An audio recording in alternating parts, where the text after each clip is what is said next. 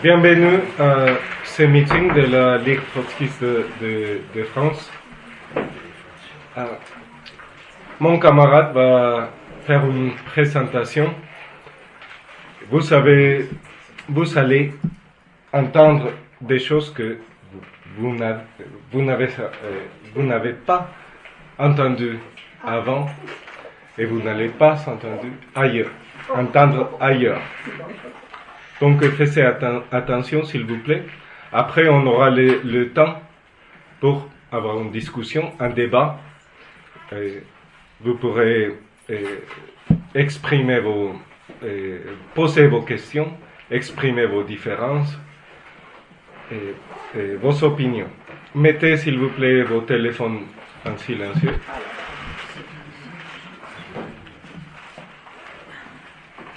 Et je laisse la parole à mon camarade Alexis.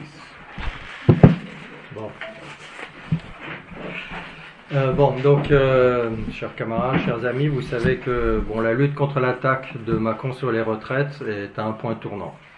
Avec la journée d'action du 28 mars, elle a amorcé une pente descendante et la défaite est inéluctable si la lutte ne prend pas un tout autre cours dans les jours qui viennent.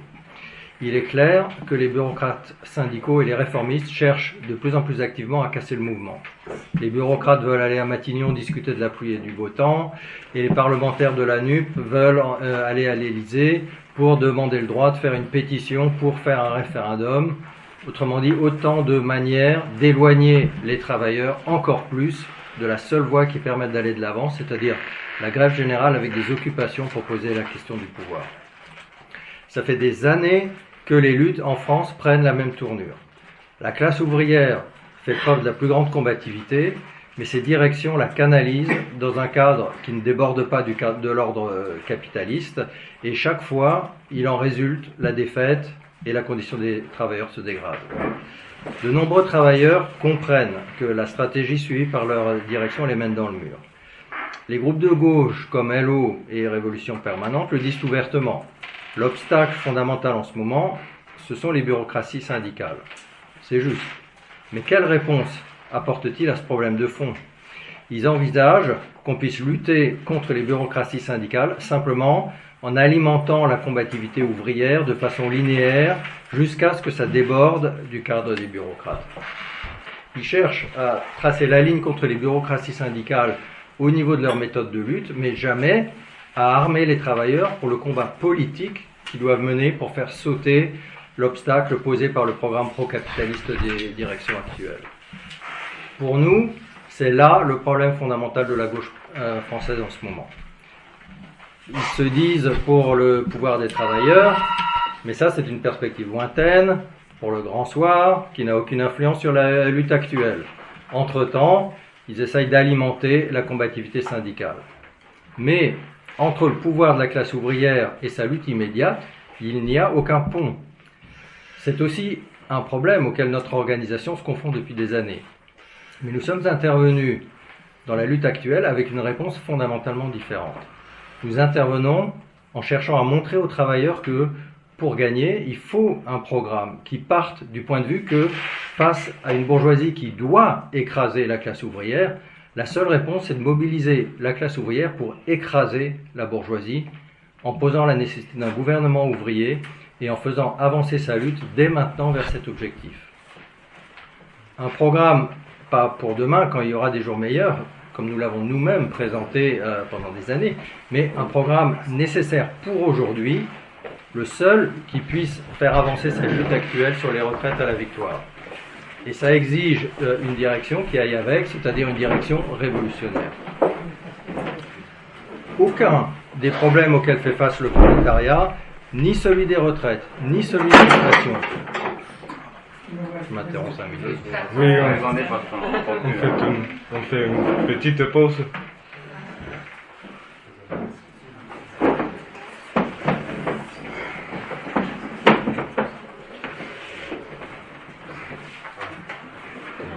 Revenez 2 phrases en arrière parce qu'on n'a pas entendu la. D'accord, ouais.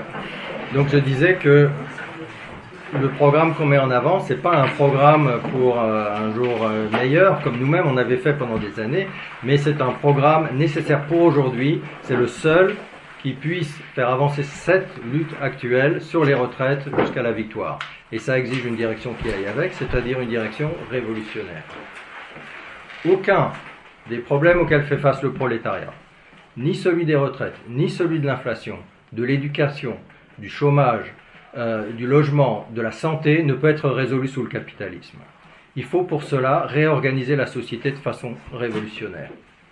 Les acquis concrets que peut gagner le prolétariat ne peuvent résulter que de la mobilisation indépendante, révolutionnaire de l'ensemble de la classe ouvrière.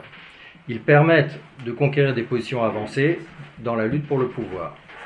D'un tel programme révolutionnaire découlent toutes les tactiques de lutte de classe qui permettent de gagner, mais auxquelles font obstacle les directions actuelles de la classe ouvrière, car elles cantonnent la lutte de classe au cadre du capitalisme. Dans un tel cadre, on ne peut pas résoudre les problèmes auxquels fait face la classe ouvrière, parce que ça implique la collaboration de classe, c'est-à-dire la recherche d'un compromis impossible entre les intérêts des travailleurs et ceux des capitalistes. Les directions actuelles de la classe ouvrière ne cherchent pas à vaincre la bourgeoisie. Elles enferment le prolétariat dans le cadre de limites fixées par la bourgeoisie et ne peuvent qu'essayer de limiter les dégâts. Parce que les travailleurs sont lancés dans la bataille avec un plan qui a déjà concédé qu'on ne chercherait pas à détruire l'ennemi en face, ils ne sont pas en mesure de gagner de nouvelles positions et d'avancer. Face à un ennemi qui n'a plus de marge pour négocier et temporiser, qui est décidé à casser le mouvement ouvrier, ce sont inévitablement les travailleurs qui reculent avec une telle stratégie. Nous sommes intervenus donc dans ces luttes en appelant à Macron dehors, travailleurs au pouvoir, et pour une direction révolutionnaire des syndicats, pour justement donner un cadre permettant de faire exploser le carcan des bureaucrates. Pour pousser en avant de façon concrète cette perspective, nous appelons à l'occupation maintenant des usines, des gares, des facs, des lycées, etc. Ce n'est pas une simple question de combativité plus grande que ce que font les bureaucrates. Il s'agit de casser ce cadre institutionnalisé des journées d'action où les travailleurs les plus combatifs sont en grève reconductible et se sacrifient, mais qui restent isolés, tandis que la production et les services continuent de fonctionner.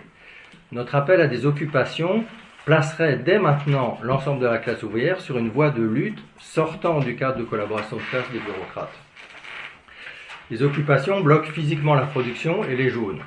Elles sont en contradiction avec la propriété privée des moyens de production.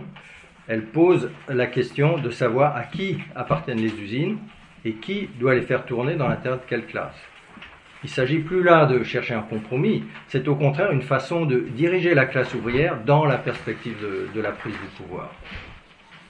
À cet effet, nous avons distribué plusieurs milliers de spartacistes et de bolcheviks à Paris, à Rouen et au Havre.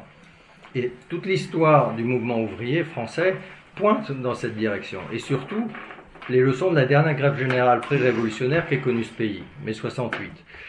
Qui avait commencé justement avec des occupations parties d'en bas, qui se sont répandues comme une traînée de poudre par-dessus la tête des dirigeants du mouvement ouvrier et contre eux. La lutte pour des occupations peut être le fer de lance pour faire changer de braquet cette bataille et faire plier la bourgeoisie sur les retraites en la menaçant de tout perdre. C'est la seule façon de résoudre ce conflit à l'avantage des travailleurs, avec une position de force à partir de laquelle poursuivre leur lutte vers la prise du pouvoir. Personne aujourd'hui en France, à notre connaissance, ne propose quoi que ce soit d'équivalent. Nous appelons les travailleurs et les jeunes à se saisir de notre programme pour lutter autour d'eux, dans leurs syndicats et leurs organisations, pour mettre en œuvre cette perspective.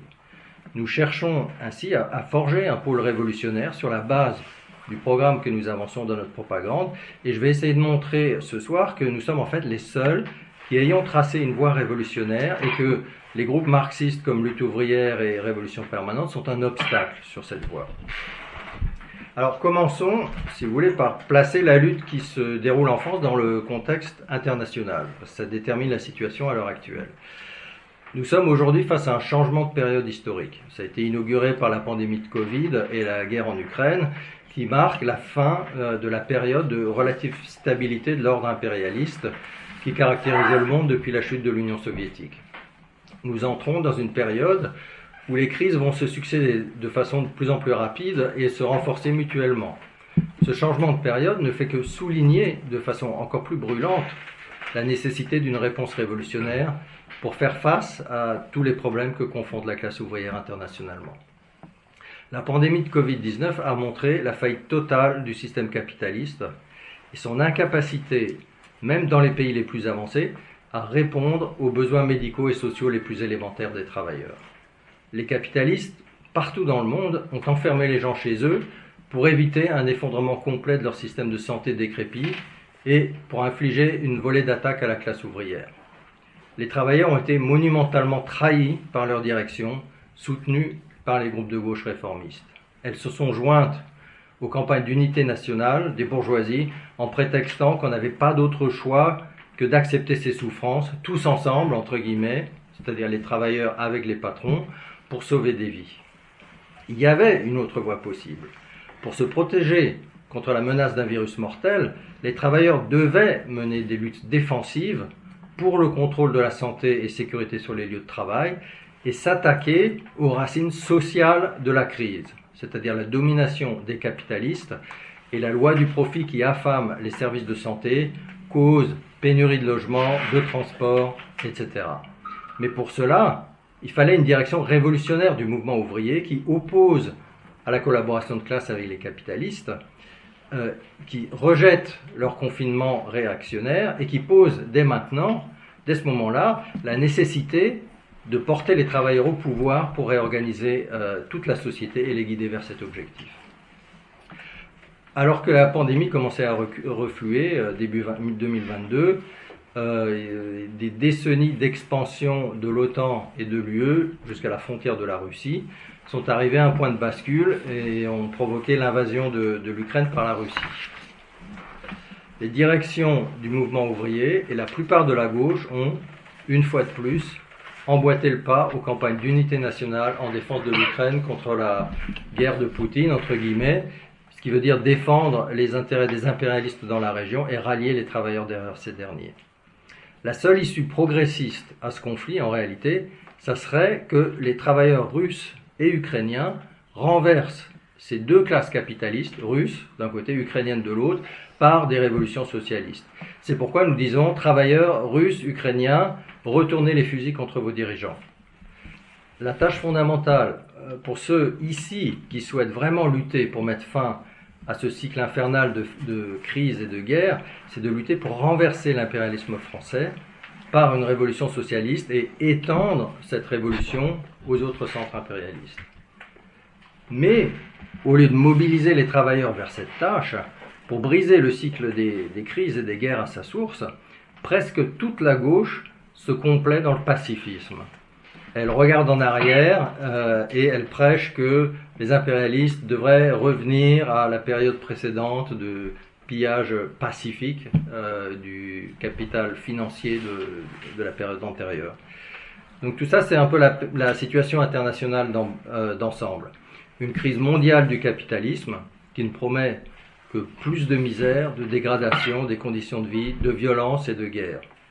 Une classe ouvrière internationalement désarmée par ces directions actuelles qui s'accrochent à ce système pourrissant. Et des groupes de gauche qui, au lieu de lutter dès aujourd'hui pour une solution révolutionnaire à cette crise, n'offrent que des solutions réformistes pour tenter en vain de calmer les excès, entre guillemets, de ce système capitaliste qui ne vont en réalité qu'augmenter et s'accentuer. Alors comment cette situation s'exprime-t-elle en France et dans le contexte de la lutte qui se déroule actuellement ? Comme bien souvent dans l'histoire, d'une façon particulièrement explosive. Ça fait des années en fait que la bourgeoisie française et la classe ouvrière ici sont face à face. Tout le monde voit bien que cette lutte est une lutte politique qui dépasse la question économique des retraites. C'est une guerre de classe pour déterminer si ce sont les intérêts de la classe ouvrière qui s'imposeront sur ceux des capitalistes ou si ça sera l'inverse. Les coups de la pandémie et de la guerre en Ukraine ont mis la bourgeoisie française encore plus au pied du mur et n'ont fait qu'accélérer l'impératif pour la bourgeoisie de casser la résistance de la classe ouvrière pour ouvrir la voie à tout un ordre du jour réactionnaire d'attaque et de dégradation des conditions de vie. De leur côté, les travailleurs sont toujours menés par des directions qui refusent de s'attaquer à la source du problème et de lutter pour balayer tout l'ordre capitaliste. L'impérialisme français avait joué un rôle crucial dans la création de l'Union européenne et de l'euro. Il espérait que ça lui permettrait de garder un certain droit de regard sur l'impérialisme allemand. En fait, la France ne fait que perdre du terrain face à l'Allemagne, même si pour le moment elle trouve avec l'UE des compensations suffisantes dans tout le pillage de l'Europe de l'Est et du Sud par ses propres monopoles, la Grèce, etc. Et l'UE lui donne aussi un poids plus important pour saigner d'autres pays.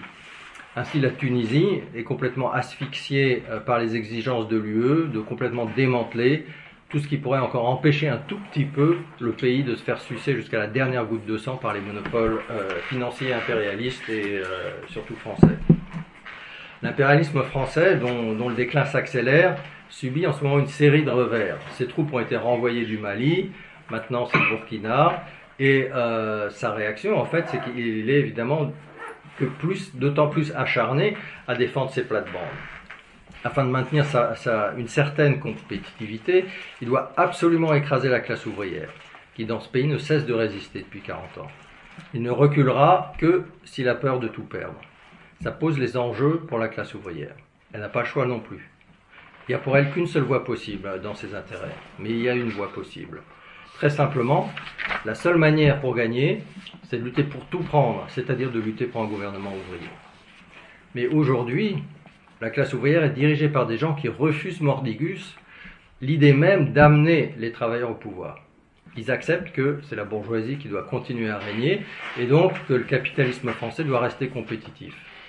Ils cherchent à concilier les intérêts des capitalistes avec ceux des travailleurs qui les poussent à lutter. Sur cette base, ils cherchent simplement à trouver une solution qui ne rogne pas trop sur la condition des travailleurs. Leur stratégie est alors nécessairement de ne pas taper trop fort, et aussi de prier les capitalistes de faire de même. Autrement dit, c'est un programme de collaboration de classe. C'est en fait de ces conceptions même que découle toute la stratégie perdante des bureaucrates. C'est le cas non seulement de Berger et de Martinez, mais aussi de Sophie Binet ou de Olivier Matteux, et j'en passe. Ils peuvent bien avoir des différences tactiques, mais aucune aile de la bureaucratie ne cherche à mobiliser l'ensemble de la classe ouvrière dans une confrontation qui menacerait le pouvoir de la bourgeoisie. Les actions auxquelles ils peuvent appeler peuvent être spectaculaires et courageuses, mais elles ne vont pas au-delà de chercher à persuader le gouvernement de trouver un compromis mutuellement acceptable. De là découle leur tactique de journée d'action ponctuelle, s'appuyant sur certains secteurs en grève plus ou moins reconductibles. En fait, ils poursuivent une chimère et ça mène à la défaite. Je voudrais citer un porte-parole des électriciens de la CGT, donc c'est l'aile un peu plus militante du mouvement. Il déclarait dans l'Humanité le 21 février, je le cite, « Des actions ponctuelles et symboliques ont été mises en œuvre pour que le gouvernement mesure notre capacité à durcir notre action. Puis nous laissons le temps du dialogue, entre guillemets, par le biais des échanges à l'Assemblée. Alors oui, Monsieur Macron, nous sommes très raisonnables et modérés. » Ça, c'est écrit en gras dans l'Humanité. Et nous aussi savons respecter un cérémonial, entre guillemets.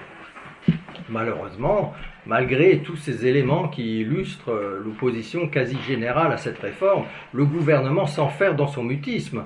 Alors, il va falloir rentrer dans le dur. Fin de citation. On ne peut pas durcir du flanc. Pour tous ces bureaucrates, le dur, en fait, ça ne peut jamais représenter une véritable menace pour la bourgeoisie. Alors évidemment, les capitalistes ne se sentent pas menacés, donc ils peuvent poursuivre leurs attaques. Ainsi, l'ancien Premier ministre de Macron, Édouard Philippe, il avait fièrement raconté, ça a été republié ça, récemment, en 2017 dans une école de commerce, je cite Édouard Philippe, « On fait les ordonnances travail et ça passe. On fait la réforme de la SNCF, on met fin au statut, et on ouvre à la concurrence, on s'attend à des blocages complets. Et pas tant que ça, il y a des grèves et ça passe. On dit qu'on va pouvoir entrer dans l'université, dans l'enseignement supérieur, sur fond d'une orientation sélective. Vous savez que c'est une bombe. On le fait, il y a des universités qui sont occupées, on les désoccupe, et ça passe. Fin de citation. C'est devenu au fil des années une espèce de jeu bien huilé en fait que se livrent les capitalistes et les bureaucrates syndicaux. Chacun reste dans sa partition et simplement ils mettent plus ou moins de volume, mais tout en assurant toujours que les grèves ne sortent pas de certaines limites où l'économie capitaliste serait paralysée par les travailleurs. Les bureaucrates font leur journée d'action hebdomadaire, plus ou moins, en s'appuyant sur l'un ou l'autre secteur isolé en grève reconductible, tandis que le patronat résiste. Alors au mieux, le patronat, parfois, cède une partie pour mieux faire passer le reste, comme en décembre 1995, où les patrons avaient reculé concernant les cheminots, mais ils avaient pu commencer la mise en œuvre d'une vaste stratégie de démantèlement de la Sécu, dont les effets se sont fait sentir au fil des années depuis et continuent en fait.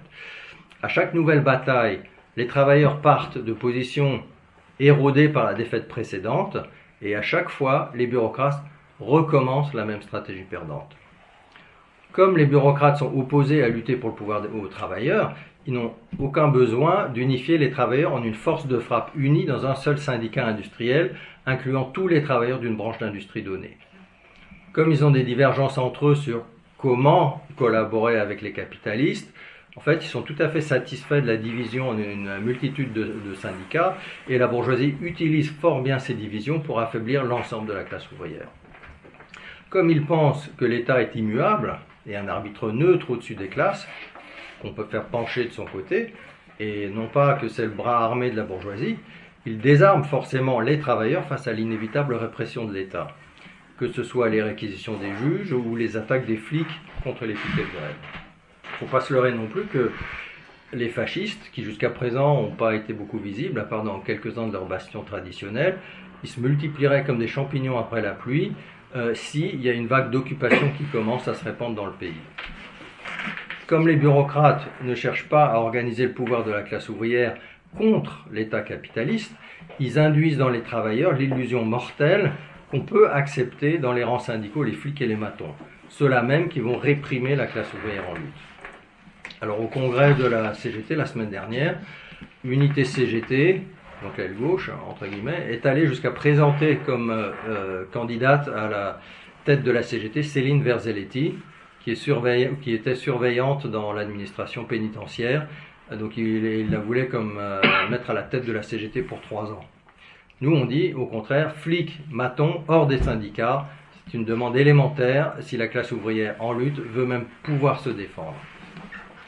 Donc on voit que c'est à chaque étape de la lutte que le programme pro-capitaliste des directions syndicales fait obstacle et mine les avancées des travailleurs.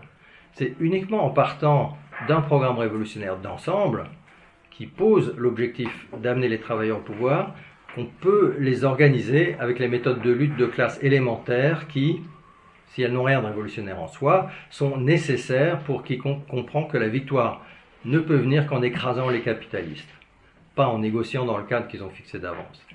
C'est-à-dire des occupations des lieux de travail pour véritablement stopper la production, l'organisation de la lutte contre les jaunes et la répression de l'État, y compris les réquisitions, avec des piquets que personne n'ose franchir, avec des caisses de grève, avec l'exigence de l'embauche immédiate au plein statut de tous les précaires, CDD, sous-traitants, etc. Comme nous partons du besoin d'unifier la classe ouvrière derrière un programme révolutionnaire, nous avançons la perspective de syndicats industriels, regroupant tous les travailleurs d'une même industrie dans un seul syndicat. Si on a une compréhension marxiste de l'irréconciliabilité de l'État capitaliste comme outil de domination de la bourgeoisie, on comprend qu'il faut dès maintenant organiser la défense prolétarienne des piquets de grève et des occupations et s'opposer aux réquisitions. On peut faire pression sur les bureaucrates pour les rendre ici ou là plus combatifs, mais aucune pression ne changera leur programme pro-capitaliste sur la base duquel ils font constamment obstacle aux méthodes même les plus élémentaires de la lutte de classe. Sans une direction, avec une perspective d'ensemble pour mener la classe au pouvoir, la lutte de la classe ouvrière sera freinée, minée de l'intérieur et ne pourra pas progresser. Alors beaucoup de travailleurs et de jeunes parlent de la grève générale parce que c'est l'étape naturelle suivante pour porter la lutte à un cran supérieur. Mais il est clair, pour tout le monde, que ni Berger ni Martinez-Binet ne vont décréter la grève générale. D'ailleurs, ils ont cessé de promettre à la bourgeoisie qu'ils n'allaient pas le faire. Et c'est pour ça que la lutte pour une véritable grève générale est totalement inséparable de la lutte pour chasser les bureaucrates et pour une nouvelle direction. L'atmosphère dans le pays est suffisamment inflammable pour que des occupations puissent se produire et déboucher sur une grève générale. Oui, c'est une perspective que beaucoup de travailleurs peuvent voir comme réaliste et possible, mais ils ajoutent souvent que bon, là où ils sont, c'est dur, quoi. Le problème central aujourd'hui se trouve dans la gauche qui se réclame du marxisme. Il y a des milliers de militants à LO, au NPA, à Révolution Permanente qui se disent pour la grève générale. Ils ont l'implantation qui pourrait suffire pour déclencher quelques occupations qui feraient boule de neige. Mais s'ils ne le font pas, c'est parce que ça nécessiterait de rompre avec tout le cadre politique qu'ils avancent. Pour ces groupes, la façon de lutter contre les bureaucraties syndicales, c'est d'accumuler assez de pression à la base pour les faire basculer vers la grève générale, au lieu de mener une lutte politique pour les remplacer avec une direction armée d'un programme révolutionnaire. Lutte ouvrière et Révolution permanente sont les deux principales organisations dans le registre des discours radicaux actuellement. Elles critiquent l'impasse où mènent les bureaucraties syndicales. Il est d'autant plus important de voir ce que ces groupes ont fait concrètement dans cette mobilisation pour comprendre en quoi ces groupes-là n'agissent en fin de compte que comme des suivistes de gauche des bureaucrates. Alors commençons par LO. Alors, bien sûr, ils critiquent les bureaucrates. Je cite leur numéro d'il y a 15 jours. Ils déclarent, je cite, « C'est une véritable guerre contre les travailleurs que mène le gouvernement, qui n'est que l'état-major de la bourgeoisie. Dans cette guerre, aucun compromis n'est possible et les directions syndicales, en agitant le drapeau blanc, obscurcissent cette conscience pourtant vitale aux intérêts des travailleurs. Et c'est cela le plus grave. » Fin de citation. C'est juste. Mais s'ils s'attaquent aux symptômes, c'est-à-dire au manque de combativité des directions, et ils ne s'attaquent pas au problème de fond, c'est-à-dire le programme de collaboration de classe de la bureaucratie et la nécessité de la remplacer par une direction révolutionnaire. Ils argumentent que la réponse ne peut venir que des travailleurs eux-mêmes, que leur rôle à eux, LO, c'est de chercher à susciter des discussions parmi les travailleurs, qui eux-mêmes doivent décider comment poursuivre la lutte. Et alors que faire ? Pour LO, il faut simplement, je cite, continuer la lutte nombreuse et déterminée. Ça, c'est le titre de l'éditorial de Lutte ouvrière de la semaine dernière. Mais c'est ce que disent aussi les bureaucrates, tout en faisant activement obstacle à des occupations. LO ne fait qu'appeler l'avant-garde à continuer à se sacrifier de façon isolée, ce qui ne peut que conduire à l'usure et à la défaite. Nous cherchons au contraire à diriger la lutte en lui donnant une stratégie complètement différente. Un jeune militant de LO, je pense qu'il était déjà assez chevronné, qui intervient à la RATP, m'expliquait dans une des manifestations que déjà c'est difficile de mobiliser les travailleurs pour les journées d'action.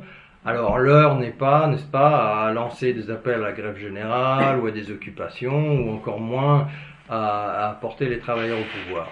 Ça serait trop en avance sur la conscience des masses pour LO. Donc en fait, LO se limite à appeler à, je cite, augmenter les salaires, pas l'âge de la retraite. Sans doute vous avez vu, vous a déjà mis un autocollant de Lutte ouvrière qui dit ça exactement, il les diffuse en masse sur les manifestations, et ils ont toute une série de mots d'ordre économiques de ce genre. Alors il faut évidemment augmenter massivement les salaires, mais pour les travailleurs qui sentent bien, qui font face à une bourgeoisie qui leur fait la guerre, et qui ne va rien leur accorder s'ils luttent sur la base des méthodes actuelles, les travailleurs savent bien que pour gagner, il faut changer de braquet, sortir du cadre acceptable pour la bourgeoisie et pour la bureaucratie. Mais ils hésitent à entrer dans la lutte parce qu'ils ressentent que les sacrifices personnels qu'on leur demande ne valent pas le coup vu les résultats qu'ils peuvent attendre de la stratégie défaitiste de leur direction. Pour les faire rentrer dans la lutte, il y a une voie, il faut justement leur mettre sous les yeux le fait qu'il y a un autre programme de lutte prêt à sérieusement confronter le pouvoir de la bourgeoisie en lui opposant le pouvoir des travailleurs et ainsi les mener à la victoire. LO et RP, en restreignant la lutte au cadre économique étroit qu'ils jugent seul possible, en fait, font obstacle à poser les questions révolutionnaires qui peuvent déchaîner la volonté de lutter et la négation du prolétariat. Alors, ce n'est pas un débat nouveau en France. Trotsky démolissait en 1935 exactement ce type d'argument. À l'époque, c'était le PCF qui l'avançait. À une époque, il était en train de passer définitivement aux réformistes. Et le PC, donc c'était à la veille de juin 1936, il appelait à défendre les salaires et les conventions collectives et à lutter contre la vie chère. Alors, Trotsky répondait, je le cite, « On ne dit pas un mot sur le caractère que peut et doit prendre, dans les conditions de la crise sociale actuelle, la lutte pour ses revendications. » Donc sur les salaires, etc. Pourtant, tout ouvrier conscient comprend qu'avec 2 millions de chômeurs, complets ou partiels, la lutte syndicale ordinaire pour des conventions collectives est une utopie. Pour contraindre, dans les conditions actuelles, les capitalistes à faire des concessions sérieuses, il faut briser leur volonté. On ne peut y parvenir que par une offensive révolutionnaire. Mais une offensive révolutionnaire qui oppose une classe à une classe ne peut se développer uniquement sous des modèles économiques partiels. Trotsky continue en posant la question, je cite, « Pourquoi des millions d'ouvriers se risquent-ils à participer à la grève générale, à des manifestations de rue agitées, à des conflits avec les bandes fascistes, mais se refusent-ils à participer à des grèves économiques dispersées ?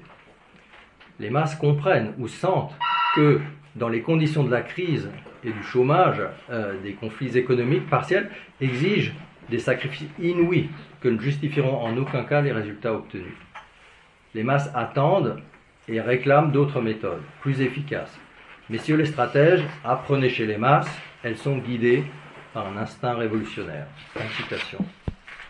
Cette polémique de 1935 s'applique entièrement aujourd'hui à des gens comme LO ou RP qui pensent que c'est à travers des mots d'ordre strictement économiques contre la réforme des retraites et pour l'augmentation des salaires que l'on doit d'abord, dans un premier temps, massifier le mouvement.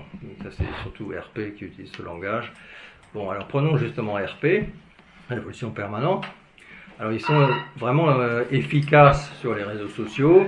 Ils ont un site qui est régulièrement mis à jour, qui est consulté par une bonne partie de la gauche radicale. Ils ont monté un réseau pour la grève générale auquel on souscrit des millions, des centaines de personnes ou quelques milliers.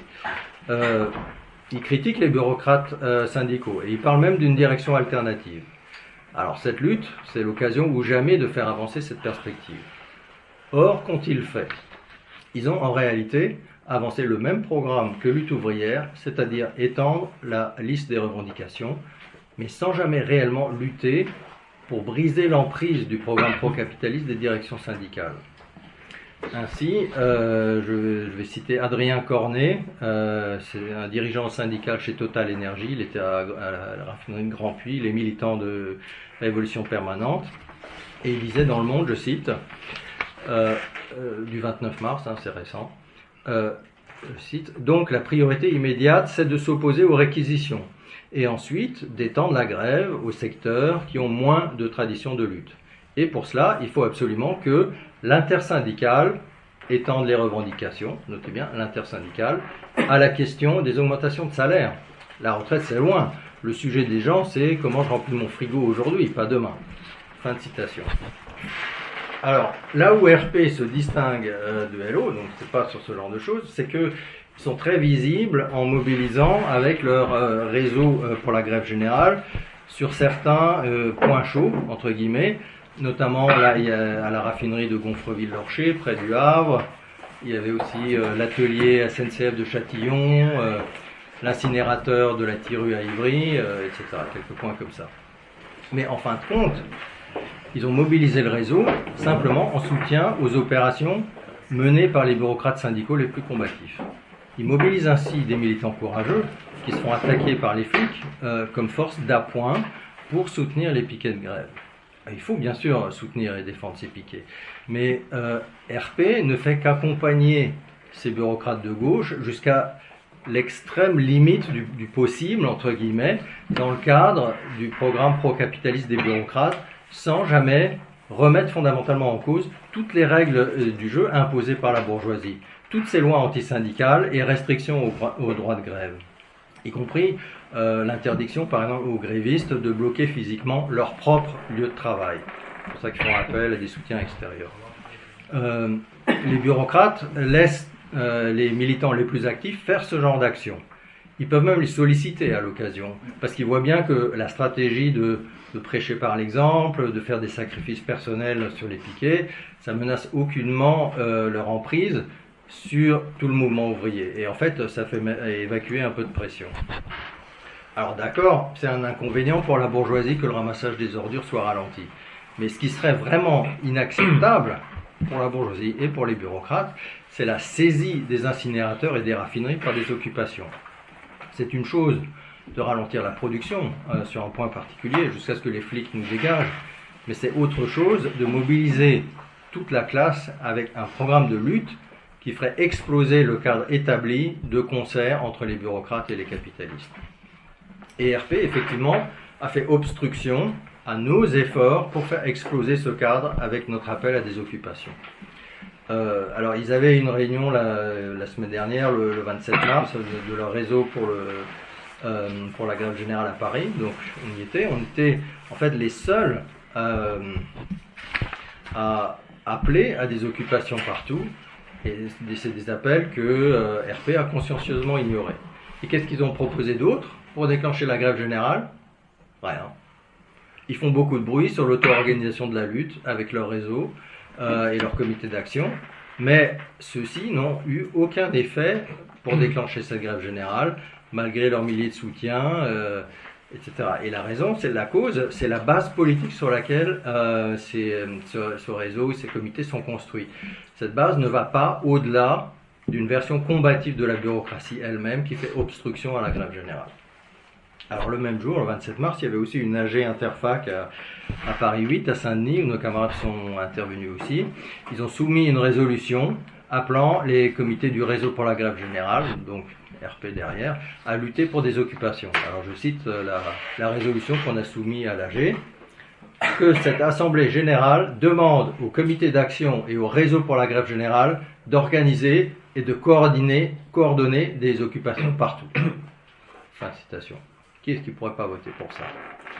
Eh bien, les militants de RP qui dirigeaient l'AG, ils ont habilement manœuvré pour éviter que la résolution fasse effectivement l'objet d'un vote. Disons-le carrément, aujourd'hui, RP, malgré son réseau pour la grève générale, fait obstacle à déclencher la grève générale. Alors, leurs appels à la grève générale, tout comme ceux de LO ou même du NPA, se réduisent en fait à pousser à plus de combativité en attendant que la bureaucratie déclenche cette grève générale. LO, tout comme RP, sont toutes deux victimes de la même maladie que celle que Lénine appelait l'économisme, il y a plus de 100 ans, c'est-à-dire la tendance dans la gauche à rabaisser son programme au niveau de la lutte syndicale, au lieu d'élever la lutte au niveau d'une perspective pour le pouvoir ouvrier. Alors Lénine écrivait dans Que faire, je le cite, « Oui, nous avons en effet perdu toute patience pour attendre le temps heureux où nos économistes cesseront de rejeter la faute de leur propre retard sur les ouvriers, de justifier leur propre manque d'énergie par la prétendue insuffisance de force chez les ouvriers. À quoi, demanderons-nous à nos économistes, doit consister, citation, l'accumulation de force par les ouvriers en vue de cette lutte? N'est-il pas évident que c'est dans l'éducation politique des ouvriers, dans la dénonciation devant eux de tous les aspects de notre odieuse autocratie? » Fin de citation. Alors nous aussi, on en a marre d'attendre le moment où RP cessera de nous dire qu'il faut d'abord massifier la lutte et de prétexter que la mobilisation est encore insuffisante pour aller au-delà. Nous pensons que c'est dès maintenant que la classe ouvrière a besoin d'une avant-garde révolutionnaire pour libérer l'énorme énergie qui gronde sous la surface du mouvement de lutte actuel et l'orienter sur la seule voie qui puisse mener à la victoire. Et ça veut dire l'éduquer politiquement sur tout, comme disait Lénine, sur tous les obstacles qu'elle rencontre sur cette voie, et notamment Mélenchon. Alors, effectivement, la seule force politique à gauche, en mesure aujourd'hui d'exercer une influence sur le mouvement, c'est la France insoumise de Mélenchon, et la NUP qu'elle domine. Et son influence sert précisément à paralyser la lutte, à la dévier de la seule voie vers l'avant, celle d'une offensive révolutionnaire. Alors, la personne de Mélenchon ne suscite pas trop d'enthousiasme dans la classe ouvrière, mais il règne malgré tout un sentiment largement partagé qu'il faut le soutenir quand même comme un moindre mal face à Macron et Le Pen. Nous disons non, comme nous l'avons expliqué dans notre déclaration, tant que Mélenchon et la NUP maintiennent leur influence sur le mouvement ouvrier, ça signifie que les travailleurs demeurent pieds et poings liés à la bourgeoisie. Mélenchon veut être le président de tous les Français, travailleurs, mères célibataires au chômage, et aussi Bernard Arnault, le capitaliste le plus riche du monde, comme le souligne le mélenchoniste François Ruppin. Mélenchon a fait totalement allégeance au capitalisme français moribond, ce qui implique de chercher à secourir ses efforts pour maintenir sa compétitivité. Et il n'y a qu'une manière de le faire, c'est en dégradant les conditions des travailleurs. Même si Mélenchon est parfois efficace pour emballer tout ça avec des phrases et des envolées démocratiques. Ce qu'il faut aujourd'hui, c'est une offensive ouvrière pour détruire l'ennemi qui nous fait face. D'un côté, la seule issue pour la classe ouvrière, c'est-à-dire lutter pour l'établissement d'un gouvernement ouvrier. De l'autre, il y a la FI de Mélenchon, dont l'unique rôle politique est de précisément canaliser le mécontentement et les aspirations des travailleurs sur une voie diamétralement opposée. Tant que persistent les illusions que Mélenchon pourrait représenter une voie dans l'intérêt des travailleurs, leur lutte ne pourra pas avancer. Pour nous, la lutte pour une direction révolutionnaire n'est donc pas séparée du combat politique contre Mélenchon à chaque moment de la bataille actuelle. Mais le reste de la gauche fait le contraire. D'un côté, il y a les groupes ouvertement mélenchonistes. Par exemple, le NPA, qui s'est divisé en deux partis plus ou moins comparables en décembre dernier, sur la question de savoir s'il devait soutenir un peu ou beaucoup Mélenchon, et aussi s'il doit vraiment se diviser sur une telle question. Les lambertistes du poids, ils ont également scissionné il y a quelques années. Vous savez qu'il y a une aile qui a rejoint les mélenchonistes et qui a même fait élire un de ses dirigeants, un de ses membres, comme député mélenchoniste. L'autre aile lambertiste n'est pas allée tout à fait aussi loin, mais ils ont aussi refusé d'appeler à ne pas voter pour les candidats mélenchonistes aux dernières élections. Alors, il y a une différence de ce point de vue-là avec LO et RP qui refusent de soutenir Mélenchon et qui peuvent bien émettre des critiques de Mélenchon dans leur presse ou sur leur site internet. Et qu'est-ce qu'ils ont fait concrètement pour combattre Mélenchon dans la lutte actuelle? Rien. Parce que le cadre économiste dans lequel ils s'inscrivent est parfaitement compatible avec le mélenchonisme. En réponse à Mélenchon, LO et RP signalent que ce n'est pas au travers du Parlement, mais au travers des manifestations et des grèves que la cause des travailleurs peut avancer. Mais le syndicalisme et le parlementarisme ne sont pas opposés entre eux, ils sont complémentaires. Ainsi, Mélenchon se dit pour le blocage du pays. Il a diffusé des millions de tracts appelant à tout bloquer. Il est lui aussi pour la retraite à 60 ans et l'augmentation des salaires. Il soutient lui aussi les travailleurs en grève et il proteste contre la répression et la terreur policière. Donc si on ne sort pas d'un cadre de lutte économique, il est impossible de s'opposer efficacement à l'influence du mélenchonisme. Pour vraiment combattre l'influence de Mélenchon dans le mouvement ouvrier, il faut montrer qu'à chaque étape de la lutte, en quoi Mélenchon est un obstacle à la seule issue pour la classe ouvrière, l'instauration d'un gouvernement ouvrier. Parce qu'il faut aussi rappeler que RP et LO, pour elles, l'instauration d'un gouvernement ouvrier, justement, c'est pas une question qu'il faut poser aujourd'hui. Alors prenons Mélenchon et la retraite à 60 ans. Comment croire qu'on aurait la retraite à 60 ans avec un gouvernement Mélenchon? Il faudrait s'en prendre aux intérêts des capitalistes, ce que Mélenchon ne peut ni ne veut faire. On ne peut pas résoudre les problèmes brûlants des systèmes de santé, d'éducation et autres services publics en déshérence en modifiant quelques lignes du budget. La bourgeoisie ne peut pas céder au vu des enjeux pour elle. Elle aurait tôt fait de se débarrasser d'un gouvernement qui menacerait de lui faire les poches. Le programme de Mélenchon lui-même est basé sur l'inviolabilité de la propriété privée. Donc forcément, il ne peut pas résoudre le problème des retraites dans l'intérêt des travailleurs. Alors au soir de l'avant-dernière journée d'action, donc c'était le 23 mars, Mélenchon s'est exprimé au journal de 20h sur TF1, donc devant des millions de téléspectateurs, peut-être qu'il y en avait parmi vous, et il a proposé une solution à Macron sans perdre la face, dixit Mélenchon. Donc, en l'occurrence, sa solution, c'était de renvoyer le problème des retraites aux caisses de sécurité sociale, où siègent paritairement les patrons et les bureaucrates syndicaux, et que ce soit eux qui trouvent le moyen de financer les retraites. Donc Mélenchon, il a indiqué une voie pour ça. Je le cite, peut-être les cotisations qu'il faut augmenter, autrement dit, prendre sur les salaires des ouvriers pour payer leur propre retraite. Alors, il était frappant dans le meeting pour la grève générale de RP du 27 mars, là, que j'ai déjà mentionné, que, en fait, dans ce meeting, donc pour la grève générale, ils ont offert une tribune aux écologistes et à chaque nuance de libéralisme petit bourgeois présente au sein de la NUP, sans jamais prononcer un seul mot contre les mélenchonistes.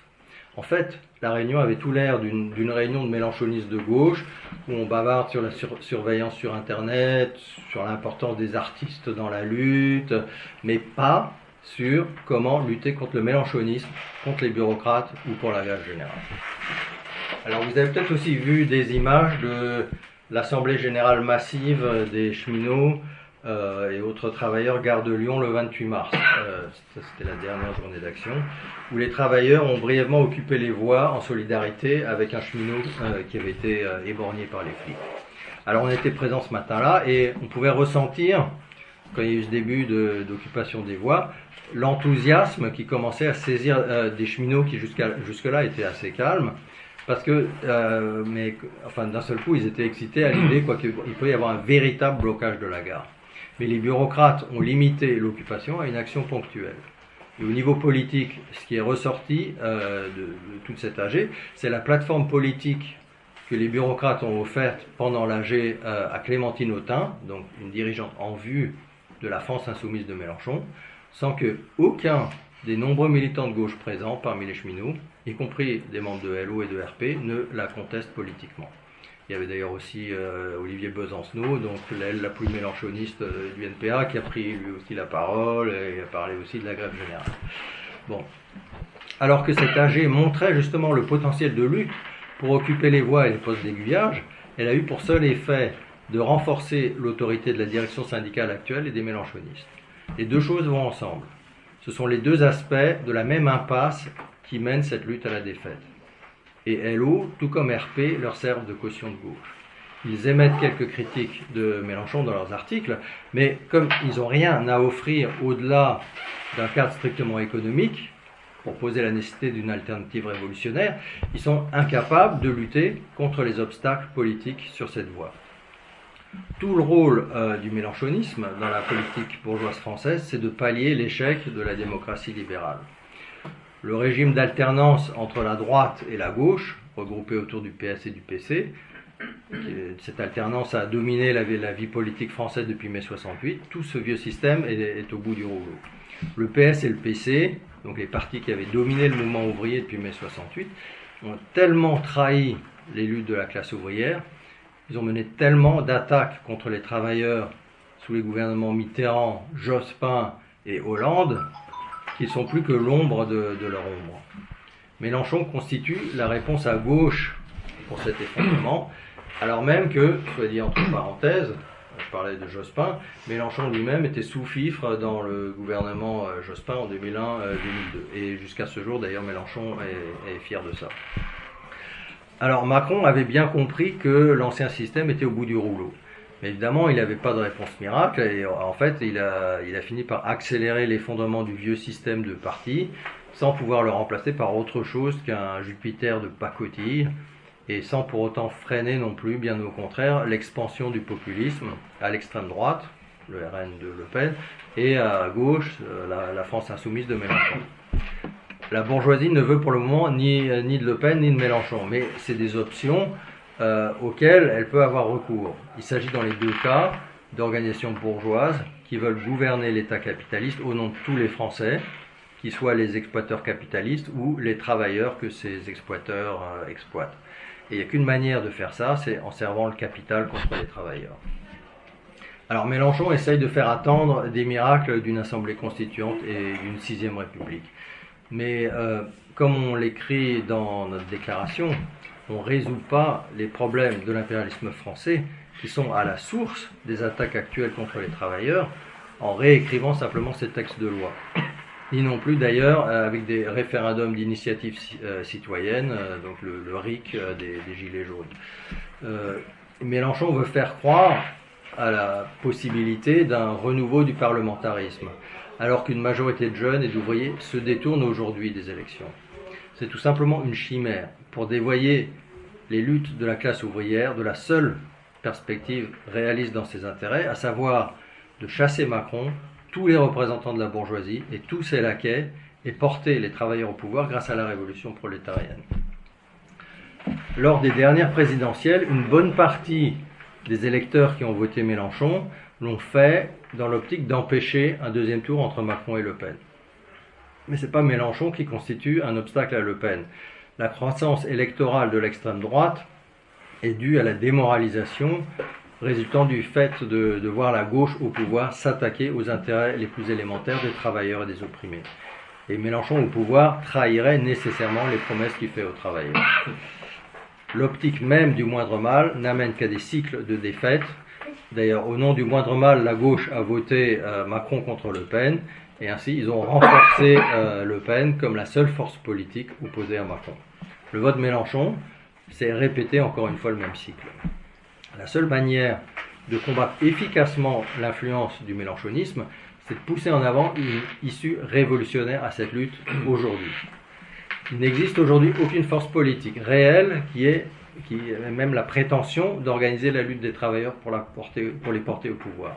Il faut construire cette force. Nous nous battons pour construire un pôle révolutionnaire dans le combat politique au sein de la gauche pour faire sortir la lutte de classe de l'impasse où l'a menée la gauche actuelle, la gauche elle-même. Il faut que ce pôle révolutionnaire se renforce et grandisse et devienne une force capable de remplacer les directions actuelles de la classe ouvrière pour forger l'outil dont elle a besoin pour lutter pour le pouvoir, un parti ouvrier révolutionnaire.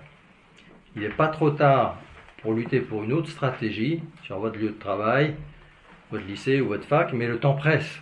Discutez nos perspectives politiques dans vos AG et vos organisations et rejoignez-nous dans cette lutte. Voilà, je vous remercie.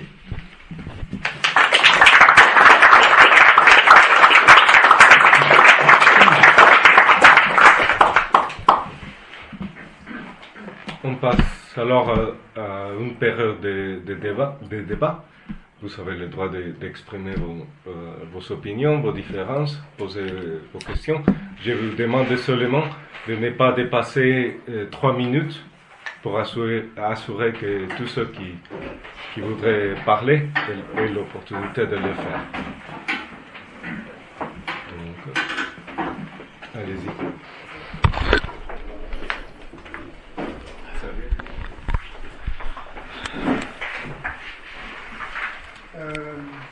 Au mois d'octobre, tous les militants de la FCI ont pu voir dans les manifestations la banderole du syndicat CGT PSA Poissy qui était en train de se faire expulser de la CGT.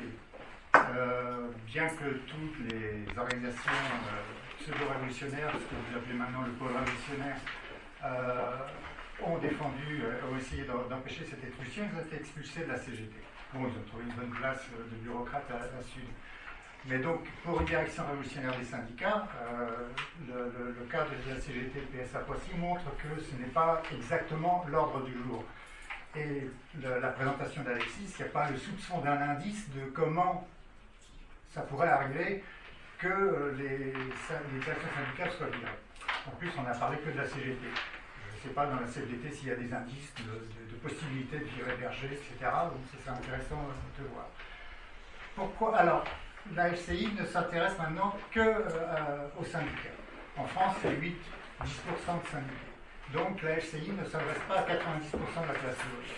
Qui sont ces 90% de la classe ouvrière qui ne sont pas syndiqués? Ce sont ceux qui subissent les conditions de travail les pires, qui sont virés s'ils se mettent en grève. Alors s'ils occupent, là je ne sais pas ce qui va se passer, peut-être qu'ils seront félicités par le patron. Donc on parle de qui? On parle des femmes. On parle des banlieues qui ont disparu. 4 pages de bolcheviques et de spartacistes. Pas de banlieue, pas de jeunes en banlieue, pas d'immigrés, pas de sans-papiers. Pourtant, c'est eux qui sont au bas et qui s'en prennent plein la gueule. Donc, 90% de la classe ouvrière, la FCI ne s'y adresse pas. Pourtant, le programme de transition et Trotsky, eux, ils ont un axe. Comment mobiliser les couches qui ne sont pas syndiquées, c'est-à-dire les couches qui sont le moins conscientes? Ce sont par des comités d'action, de grève, des choses comme ça. Remarquable, ni les 4 pages, ni la présentation ne parlent de comment mobiliser la classe ouvrière. On ne parle que des syndicats et de ce qui se passe dans les appareils bureaucratiques. mais Trotsky et le programme de transition, ils insistent là-dessus. Si vous voulez mobiliser toutes les couches de la classe ouvrière, c'est par ce genre de comité, de grève, d'action, etc. Et cela vont déboucher sur des organes de double pouvoir, ou des embryons d'organes de double pouvoir. Parce que votre appel en agitation, vous diffusez ça partout, au pouvoir des travailleurs, s'il n'y a pas d'organe de double pouvoir, c'est juste du baratin, c'est juste l'aile gauche de Mélenchon. Donc, la LCI ne parle pas, ne s'adresse pas aux 90% de la classe ouvrière qui ne sont pas syndiqués, et n'a aucune proposition pour organiser la classe ouvrière un jour pour aller vers ce que vous appelez le pouvoir des travailleurs. Alors en plus, vous agitez, vous croyez vraiment mai 68. Non, malheureusement, c'est pas mai 68. Ça fait 3 minutes. Ça fait déjà 3 minutes? Oui. Excusez-moi, j'ai perdu les petits essais.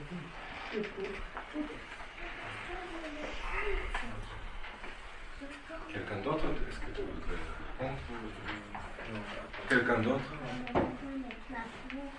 Moi, je suis pas du tout à l'aise sur les 3 minutes. Vous appelez à Macron dehors. Il n'y a pas de double pouvoir, parce que je sache. Je ne crois pas que vous l'analysiez comme ça non plus. Et dans ce cadre-là, vous rentrez dans le jeu électoral. Et ce qui est, dans cette perspective, ce qui risque fortement de se passer, c'est que Le Pen se fasse élire. On a pu voir d'ailleurs dans certaines villes qu'il y avait des cortèges dans les manifestations syndicales de RN.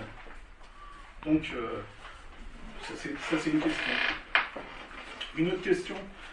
Je ne sais pas comment ça se prononce, dans le bolchevique grec du 7 décembre 2022, vous dites en préambule, je cite, l'article suivant est traduit du numéro 67, version anglaise du Sparta 6, août 2022. Depuis la rédaction de cet article, la pression des manifestations de masse à travers la Chine, que nous défendons.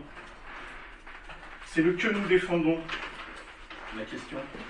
Si on suit le fil Twitter, par exemple, de la SLB, on arrive très vite, où il y a cette déclaration, à des organisations réactionnaires, ou même Falun Gong. Je voudrais savoir, vous défendez sérieusement Falun Gong parce que c'est ce que vous êtes en train de dire.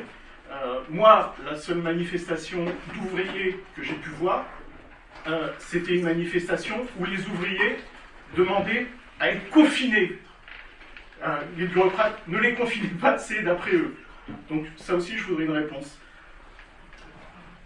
Voilà. Et enfin, pendant 3 ans, la ligne officielle, il n'y a pas eu de parution, et la ligne officielle, c'était on ne paraît pas à cause du Covid. Pour moi, c'est un mensonge, et je voudrais savoir jusqu'où ça va. Quand on commence avec ce type de politique, jusqu'où on va.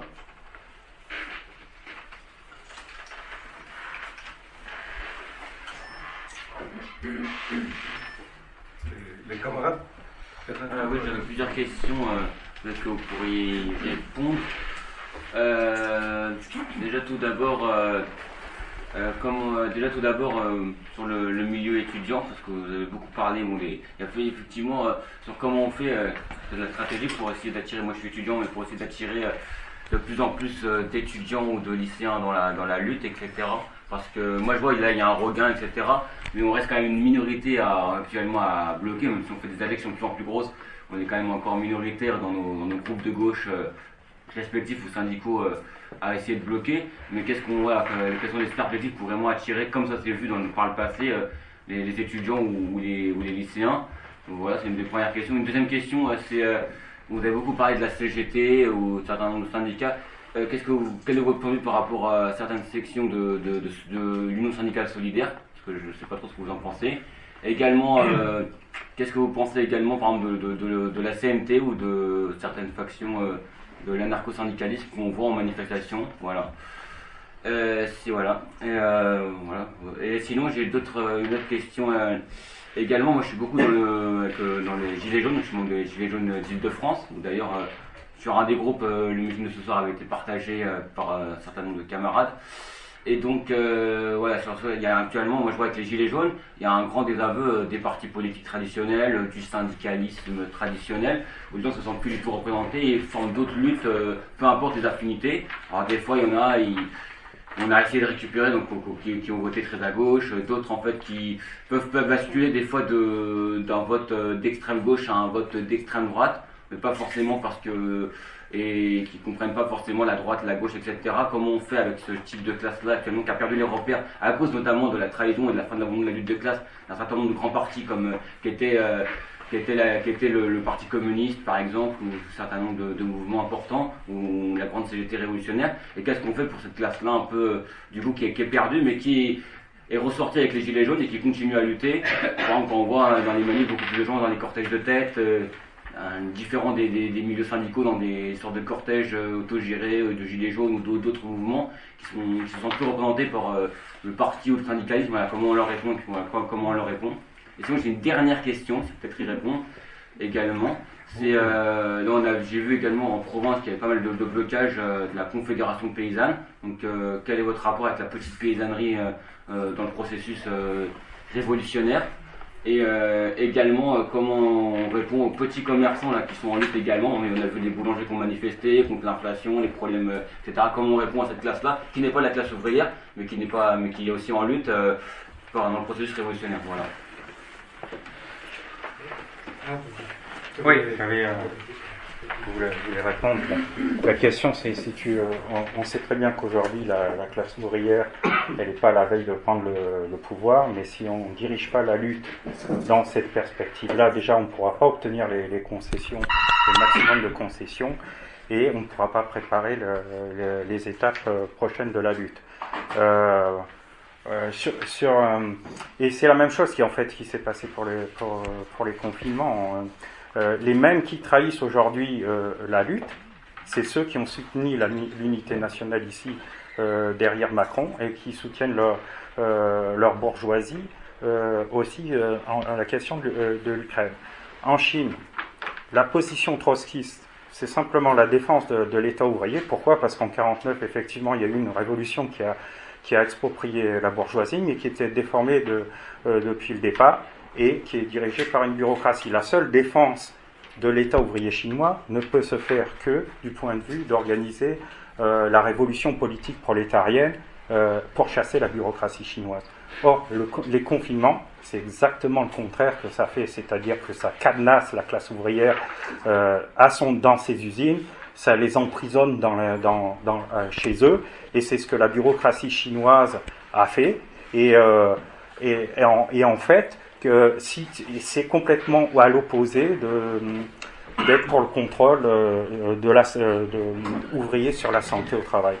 Donc moi, ça ne m'étonne pas que ceux qui continuent à soutenir les confinements de la bourgeoisie et de la bureaucratie attaquent mon parti, la LPF. Oui, bon, je peux...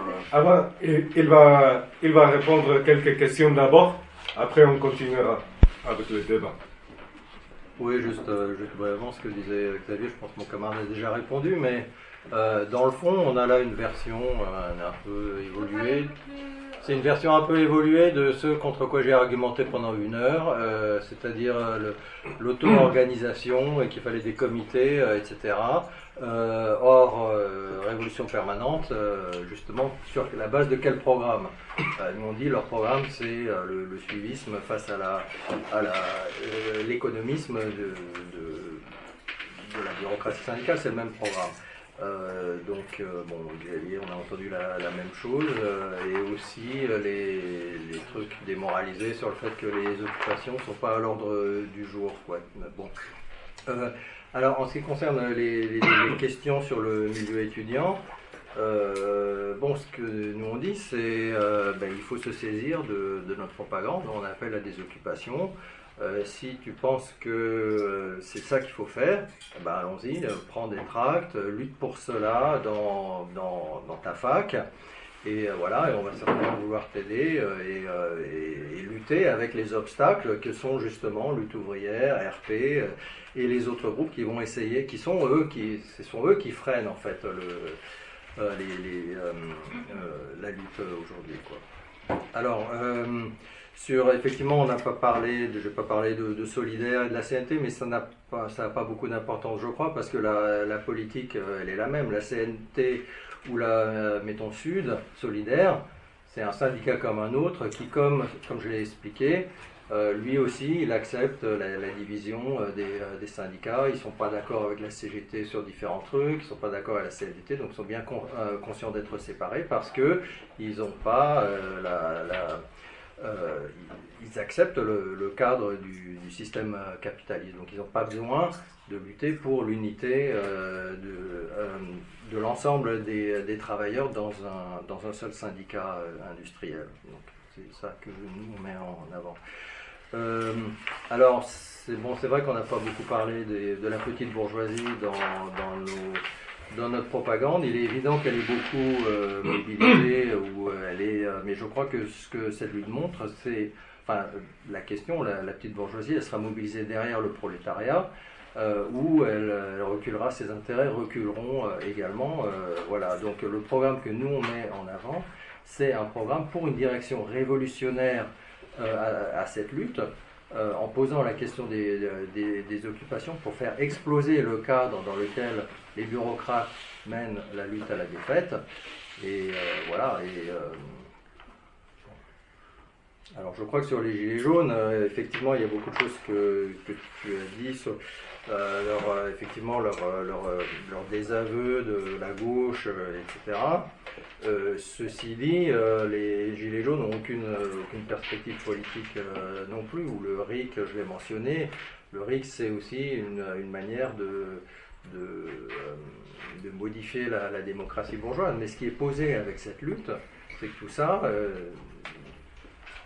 c'est pas ça qui est à l'ordre du jour. Il y a d'un côté la bourgeoisie qui doit écraser les travailleurs, et de l'autre côté, il y a les travailleurs qui doivent comprendre les enjeux à leur hauteur, qui aient une perspective, qui comprennent là où on veut aller, c'est d'écraser la bourgeoisie, et sur cette base de se doter du programme qui est nécessaire. Moi j'ai une question. Je suis assez étonnée en fait de la présentation du bouquin parce que à travers toute l'Europe aujourd'hui, la France est regardée, pas qu'en Europe, à travers en particulier non seulement la dureté de la répression et des manifestations, mais également l'attitude de la police, qui aujourd'hui, ce soir, n'est absolument pas du tout évoquée, alors qu'il y a eu des arrestations complètement aléatoires, complètement sidérantes, des projets de loi pour restreindre des manifestations, un durcissement complet contre des mouvements, notamment écologistes, sur les grandes bassines, etc. Des gens qui se sont retrouvés en manifestation, notamment donc, sur les grandes bassines, avec aucun service d'ordre pour les protéger contre les flics. Aujourd'hui, quand on parle de direction révolutionnaire des syndicats, il y a forcément la question de l'État, il y a forcément la question de la répression, et défendre des piquets, c'est pas juste prendre la direction du syndicat, c'est aussi assurer la défense des militants qui s'y trouvent. Et je vois strictement rien sur le sujet. Ce qui m'inquiète aussi, c'est, j'entends mettre sous les yeux des ouvriers le programme de la victoire. Si ça suffisait, ça serait bien, mais je crois qu'il y a une conscience qui s'y oppose, qui est que le communisme est mort, qu'aujourd'hui on n'a plus besoin de partis communistes et autres, et ce qui fait la déliquescence aujourd'hui du PS et du PC, c'est pas tellement le nombre de défaites qu'ils nous ont apporté, c'est le fait qu'aujourd'hui la bourgeoisie n'a plus besoin de partis ouvriers de masse pour appliquer son programme de rapine impérialiste, aussi bien en France qu'en Afrique, qu'en Asie, etc.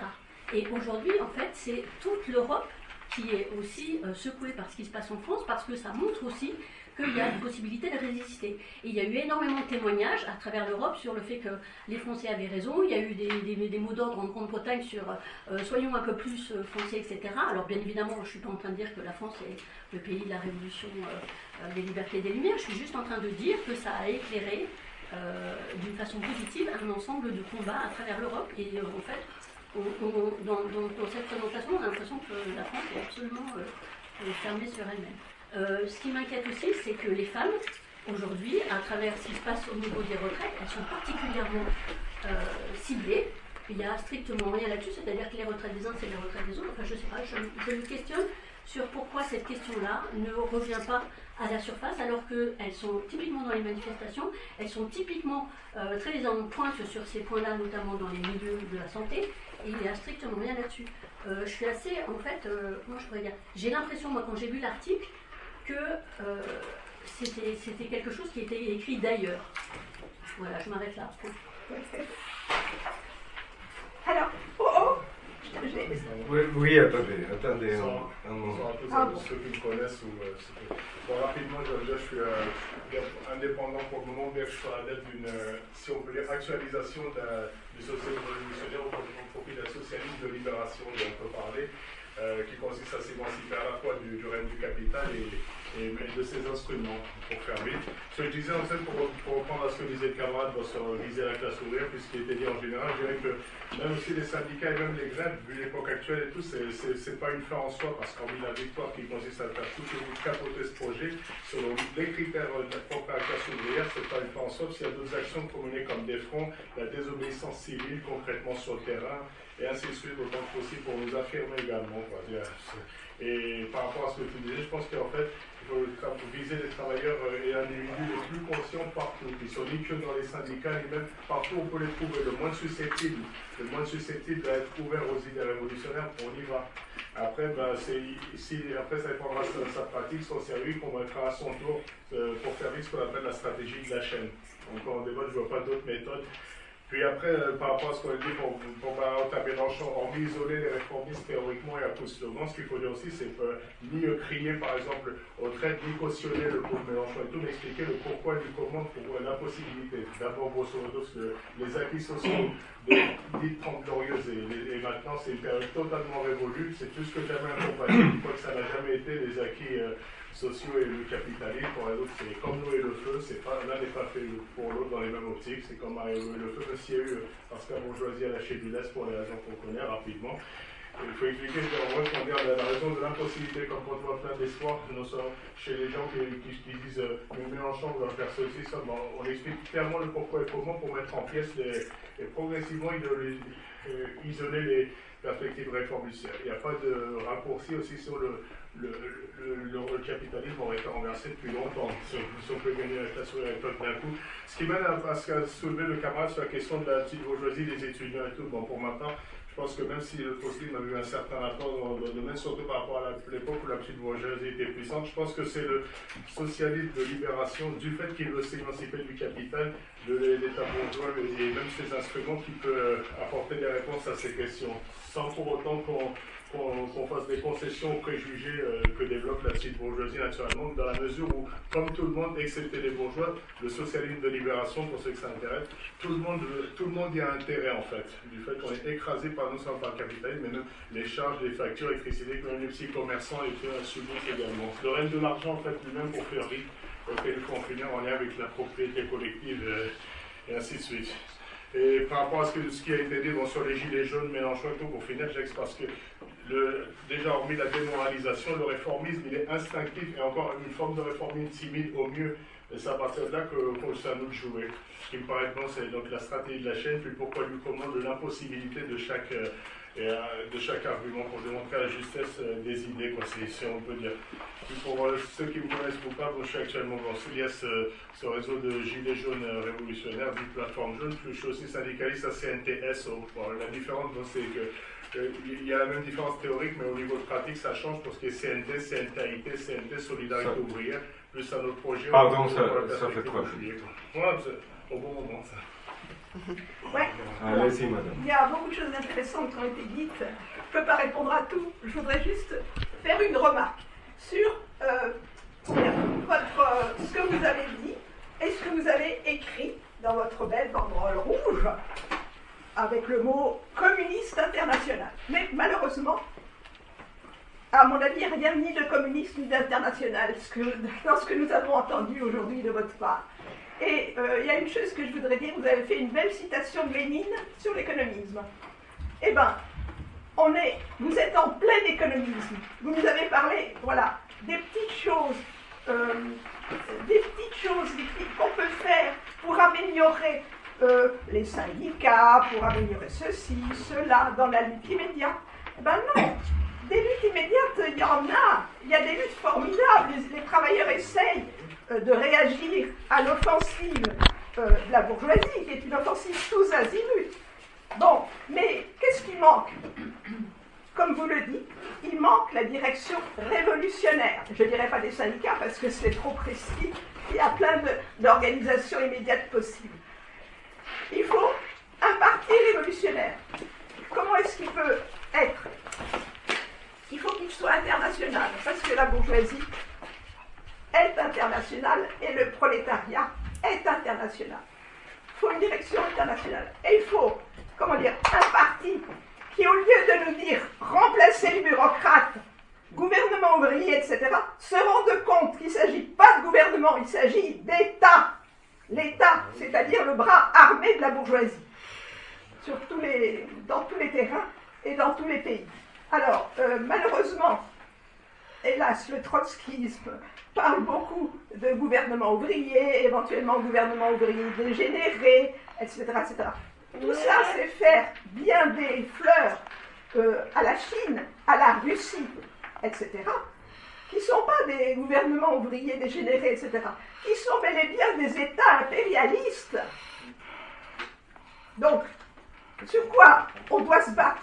On doit se battre contre les États impérialistes et les bourgeoisies qu'il y a derrière, bien évidemment. Point. Quelqu'un d'autre?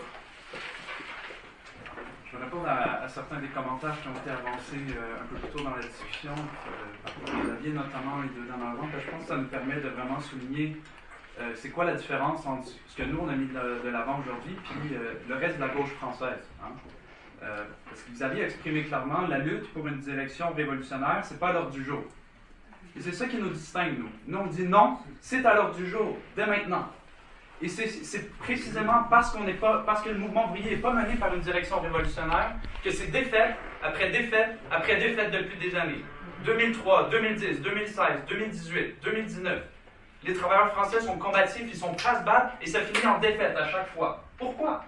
Parce qu'ils sont menés par des directions pro-capitalistes. Et ils font face à un ennemi qui est déterminé, une bourgeoisie qui a vraiment juste une option devant elle, c'est casser cette résistance de la classe ouvrière. Mais les travailleurs ici sont menés par des gens qui ne veulent même pas poser la question d'amener la classe ouvrière au pouvoir.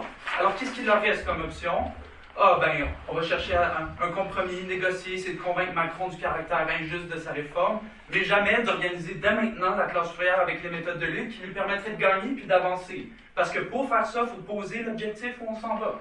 Un gouvernement ouvrier, porter les travailleurs au pouvoir. Alors qu'est-ce que Xavier contrepose à ça? Parce que c'est pas pour ça qu'il veut lutter. Ben, il faut des demandes dirigées vers les femmes, les jeunes de banlieue, les immigrants, les couches non syndiquées. Évidemment qu'il faut apporter une solution aussi à ces problèmes-là. Mais qui, sinon une direction révolutionnaire? Pour unifier toutes ces luttes-là, pour unifier ces luttes-là, c'est la question de la direction, hein, d'un programme révolutionnaire dirigé contre la bourgeoisie, puis qui est capable de les unifier vers la seule solution pour mettre fin à toutes ces oppressions. Même chose pour syndiquer les non-syndiqués. Hein, comment on va transformer les syndicats en organes de lutte de la classe ouvrière, si c'est avec des directions pro-capitalistes qui sont déjà vendues à une classe. Hein?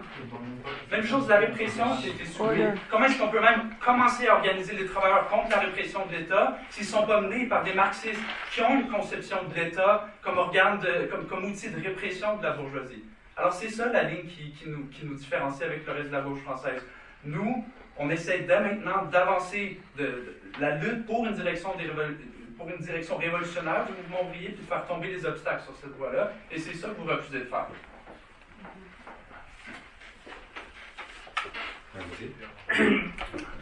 Moi, je suis entièrement d'accord avec ce que vous avez dit. C'est l'économisme qui a tué le mouvement ouvrier depuis 50 ans, et moi, j'ai subi cet affront. J'ai travaillé 27 ans dans le livre, et on nous disait oui, on a gagné ci et ça. Aujourd'hui, il y a des milliers de travailleurs du livre qui ont été licenciés par la bureaucratie. Et je pense qu'avec les soutiens des, des autres formations de gauche. Et je pense que aujourd'hui, le problème pour qu'on gagne sur la situation actuelle, c'est effectivement ce qui est inscrit sur cette merveilleuse banderole pour une direction révolutionnaire des syndicats. Et la perspective d'un syndicat industriel, pour moi, c'est une des situations les plus adéquates. Et ça implique aussi, moi, à la différence de la camarade tout à l'heure, qui disait que le communisme était mort, moi je pense que le communisme n'est pas mort. C'est l'expérience de la Ligue trotskiste internationale et de la Ligue trotskiste de France qui a permis à un simple militant ouvrier comme moi de rompre avec et le stalinisme khrouchtchevien et le stalinisme chinois et le gauchisme des petites organisations qui oublient les travailleurs. Et ça a permis d'arriver à une position marxiste en étudiant vos positions et que effectivement aujourd'hui vous êtes la seule organisation révolutionnaire que les travailleurs, les prolétaires comme moi sont heureux d'avoir pour pouvoir poursuivre la lutte jusqu'à la prise du pouvoir et la dictature du prolétariat. Dictature du prolétariat, bravo, ça oui. Ah, sorry, peut-être tout le temps que je ne peux pas m'avoir. Oui, non, pas du tout. Donc, il y a plusieurs qui parlent des femmes, qui parlent des minorités, qui parlent des immigrés. Et bien sûr, cette attaque contre les retraites cible particulièrement les femmes. Ça cible tout le monde, c'est ça, les jeunes de banlieue. Donc, toute la vie, c'est quoi? C'est le chômage, l'intérim, le chômage, etc., etc. Et donc, comment on lutte, comme le camarade a dit, comment on lutte contre la pression des femmes? Comment on lutte pour la libération des femmes et contre la pression raciale? C'est en luttant maintenant contre les obstacles qui maintiennent le système capitaliste. C'est-à-dire la direction du programme pro-capitaliste de la bureaucratie syndicale, c'est-à-dire le gouvernement capitaliste, les moindres mal, les illusions entre le moindre mal de Mélenchon, qui vont poursuivre et maintenir le système capitaliste qui écrase, qui épuise les femmes, les minorités et tous les travailleurs. Donc c'est ça qui est posé aujourd'hui et je trouve vachement démoralisateur en fait. Il y a Philippe au début qui parle de je ne sais pas quoi, que si on dit Macron dehors, c'est un truc électoral ou quelque chose comme ça. Macron dehors, c'est contreposé à un gouvernement ouvrier. Moi, personnellement, ça c'est pourquoi j'ai adoré il y a 30 ans ou quelque chose comme ça. Parce que pour moi, la révolution socialiste en 1917, c'était pas utopique, c'était le truc le plus réaliste. Et je pense aujourd'hui, dans les manifs, les ouvriers, les travailleurs, ils ont dit ça depuis des semaines. Et pas simplement les opposants, mais les travailleurs. Arrête avec les journées perlées. Il faut maintenant bloquer la production, bloquer le pays. Et nous sommes les seuls, nous sommes les seuls à donner une réponse à ça maintenant. Donc il n'y a pas les autres, c'est pourquoi on dit qu'il faut construire un pôle révolutionnaire. Et tout ce que j'entends, c'est soit le libéralisme de ce secteur-là, mais pas un programme révolutionnaire maintenant, ou c'est la démoralisation que, si on dit ça, ça va mener au Rassemblement national ou quelque chose comme ça. Donc, non, je pense pour une direction révolutionnaire des syndicats, déclencher les grèves générales.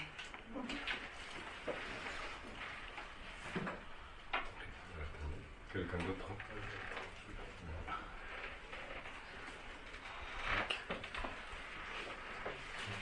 Bon. Moi? Eric, parler aussi, si c'est possible. Oui, attends. Je voulais juste m'adresser à la question de Jean Camarade sur la paysannerie et tout, la petite bourgeoisie. Je crois que la question clé, c'est toujours la direction révolutionnaire. Il faut mobiliser la classe ouvrière à la tête des masses appauvries, de la petite bourgeoisie, dans la lutte pour leurs intérêts. Et beaucoup de ces intérêts sont des intérêts en commun. La petite bourgeoisie, on parle des boulangers, des plombiers, des artisans en général. Ils ont besoin de quoi? Ils ont besoin d'éducation gratuite pour les enfants, logement de qualité, services qui marchent. Ils sont, comment tu dis, ahogados? Ils sont étouffés par les banques. Évidemment, l'expropriation sans compensation des banques, c'est dans l'intérêt et de la petite bourgeoisie et de la classe ouvrière. Des comités de vigilance des prix. Tous ces genres de choses sont dans l'intérêt de la classe ouvrière et de la petite bourgeoisie. Mais évidemment, ce n'est pas la direction actuelle de la classe ouvrière, soit des syndicats, soit les sociodémocrates du PCF ou du PS, qui ont l'intérêt de mobiliser l'ensemble de la classe ouvrière à la tête de toutes ces masses de petits bourgeois appauvris. Donc c'est toujours la même lutte, la lutte pour une direction révolutionnaire.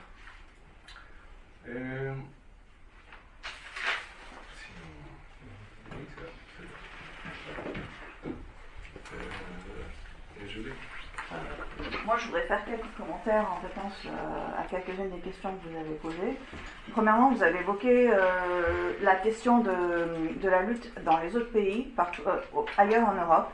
Et je voudrais dire que depuis le début de l'année, ça fait 3 pays majeurs en Europe où il y a des énormes luttes ouvrières. La Grèce, la France et la Grande-Bretagne. Et dans chacun de ces 3 pays, on a vu la même chose. Alors en Grèce, après l'accident de train mortel, il y a eu des grèves générales, il y a eu des mobilisations de masse. Il y a dans ce pays un parti communiste de masse. Nous, on a appelé à ce parti communiste à prendre le pouvoir. Et le Parti communiste grec refuse de faire cette chose alors qu'il se prétend être révolutionnaire.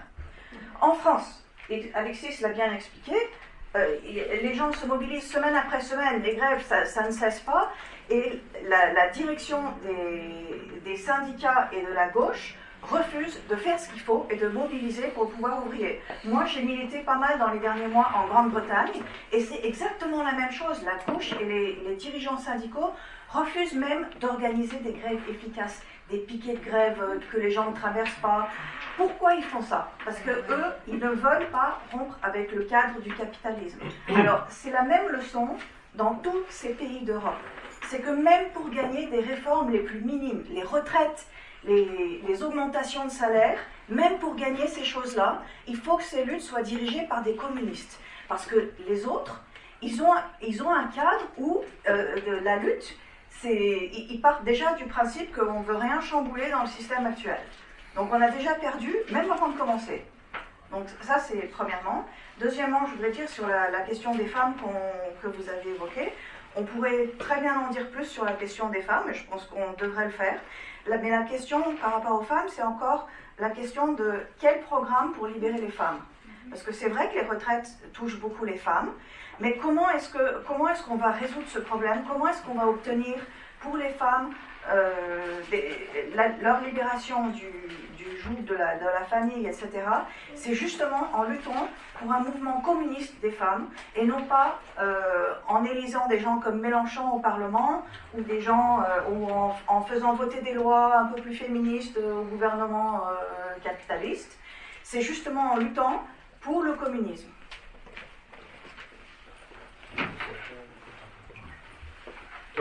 Oui, je vais encore revenir sur le même point qui est fondamental, quoi. Parce qu'on a fait beaucoup d'interventions, on a parlé avec beaucoup de gens, on a bien senti quelle est l'atmosphère dans le pays.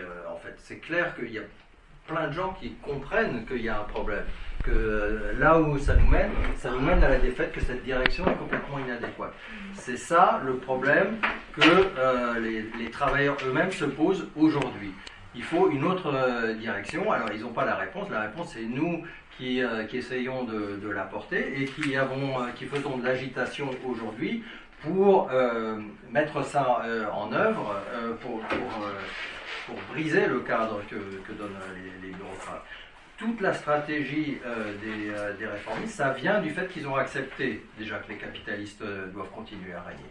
À partir de là, on a déjà perdu.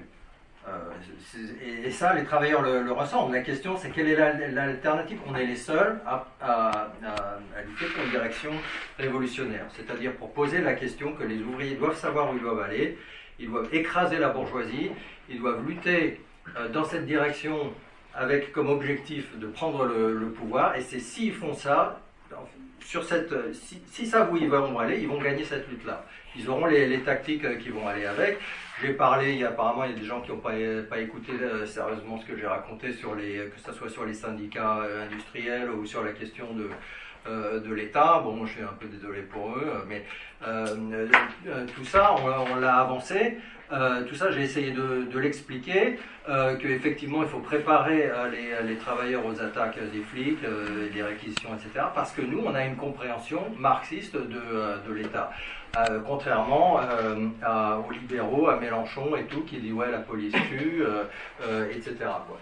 Et la manière dont nos opposants ici ont présenté la question, c'est une manière totalement compatible avec le libéralisme de Mélenchon. C'est justement comme ça qu'on ne peut pas combattre les obstacles qui aujourd'hui freinent et empêchent la classe ouvrière de gagner dans cette lutte.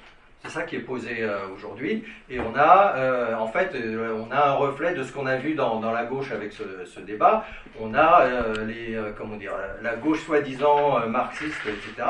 C'est elle qui fait obstacle aujourd'hui à l'issue que cherchent les travailleurs, les jeunes qui sont descendus dans la rue très massivement depuis 15 jours, etc. quoi. Et c'est nous qui avons cette réponse, c'est nous qui vous l'offrons, et qui... voilà.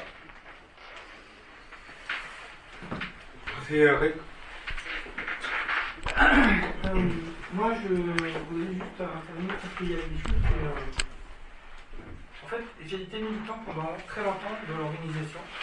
Et il y a des choses qui, depuis la question du Covid, m'ont posé beaucoup de problèmes sur lesquels je ne reconnais plus l'organisation dans lesquelles j'ai milité. C'est pour ça que j'ai fait une lettre ouverte sur une question qui était la question d'Ukraine, parce que ça me semblait être important. Mais on va revenir sur une question qui est plus vaste, si vous voulez, et je vais terminer sur cette question si j'ai le temps. Être une direction révolutionnaire, c'est dire les choses. Et dire les choses, c'est dire les choses clairement. Donc faire un point, comme l'a fait le camarade qui est à côté de moi, en répondant sur les questions à côté, parce que Xavier a attaqué sur le fait qu'on disait direction révolutionnaire des syndicats, pas direction révolutionnaire du mouvement ouvrier, et donc qu'on limitait la question à la lutte dans les syndicats. Je trouve que c'est un peu tordre les bâtons. Ça, c'est juste pour te donner un point sur ce que tu dis. Deuxième point, on parle de Mélenchon, mais concrètement, en France, le problème de la classe ouvrière, ça a toujours été la politique du Front populaire. Il n'y a pas un seul mot sur le fait qu'on est avec une soi-disant gauche, parce que vous appelez ça maintenant la gauche marxiste. À mon époque, on appelait ça les pseudo-révolutionnaires.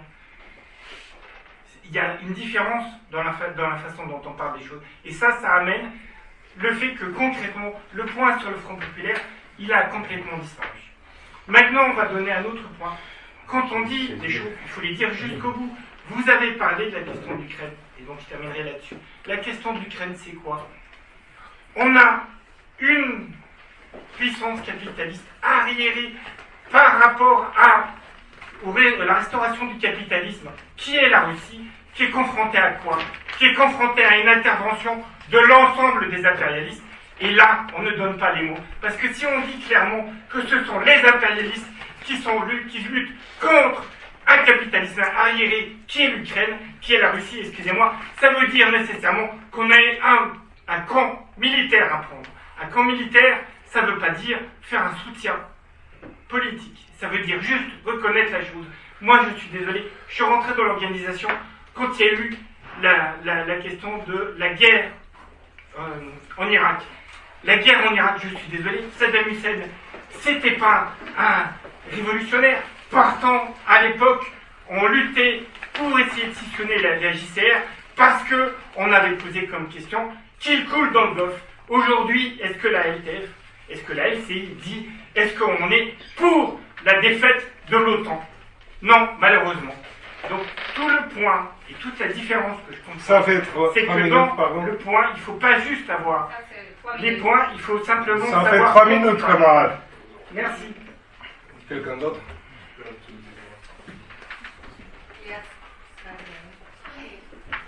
Écoutez, c'est un débat absolument faux, dans le sens où vous niez la centralité du problème en France, c'est-à-dire comment on va organiser les immigrés, comment on va défendre les femmes, comment on va avoir une grève qui gagne. Il faut sortir du cadre pro-capitaliste du mouvement ouvrier actuel. C'est ça la réalité. Et c'est qui en tête de ce mouvement? C'est la bureaucratie syndicale. Pourquoi il n'y a pas de syndicat industriel dans ce pays? C'est à cause de la gauche, c'est à cause de la bureaucratie actuelle qui dirige. Il y a un mouvement qui est déjà dirigé. Donc, pour défendre les femmes, pour étendre la lutte, pour faire des occupations, c'est absolument nécessaire d'avoir une direction révolutionnaire pour les remplacer avec autre chose, une